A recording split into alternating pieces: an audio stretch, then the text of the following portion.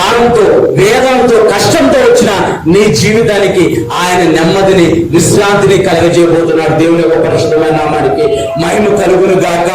నీవు ఎటువంటి భారంతో వచ్చినా, ఎటువంటి కష్టంతో వచ్చినా, అనారోగ్యం అనే భారంతో వచ్చావేమో, అప్పులనే భారంతో వచ్చావేమో, కుటుంబ సమస్యలనే భారంతో వచ్చావేమో, భార్యాభర్తల మధ్య సమాధానం లేని సమస్యలనే భారంతో వచ్చామో, పిల్లలు నా మాట వినట్లేదనే భారంతో వచ్చావేమో, నా కుటుంబం ఆశీర్వదింపబడలేదనే భారంతో నువ్వు ఈ రాత్రికాల సమయంలో దేవుని యొక్క మందిరానికి వచ్చావేమో, ఆయన నీ ప్రతి భారాన్ని తొలగిస్తానని వాగ్దానం ఇస్తున్నాడు.